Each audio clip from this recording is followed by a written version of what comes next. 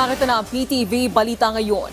Sinimulan na ng Department of Education Bicol ang paglilinis at rehabilitasyon sa mga paaralan na naapektuhan ng Bagyong Christine.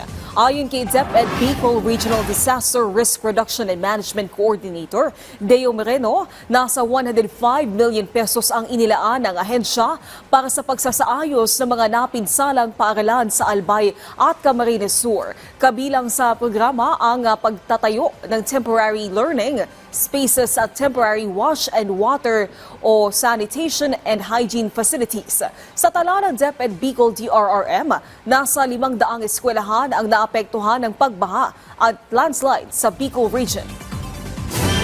Puspusan ng paghahanda ng mga residente sa Santa Ana, Cagayan kaugnay ng paglapit ng Bagyong Leon. Kanya-kanyang angat ng bangka ang mga mangingisda doon dahil sa pangamba ng storm surge. Kwento ng ilang residente, baka daw kasi biglang lumaki ang Palawig River na karugtong lang ng Babuyan Channel. Bagamat hindi maglalandfall, mahahagip ng hangin at ulan ng Bagyong Leon ang naturang lalawigan.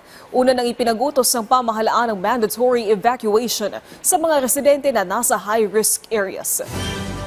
Yan ang binabantayan din natin na kasi may mga naitala na rin kasing mga anyway minor lang naman yung storm surge meron po.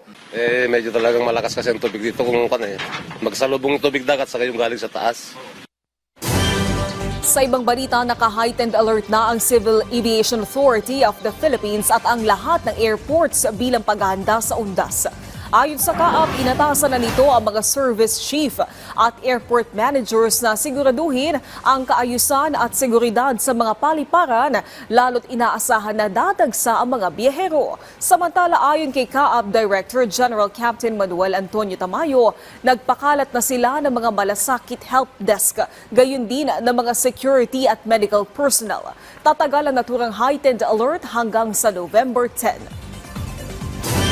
At yan ang mga balita sa oras na ito. Para sa iba pang update, i-follow at ilike kami sa aming social media sites at PTV PH.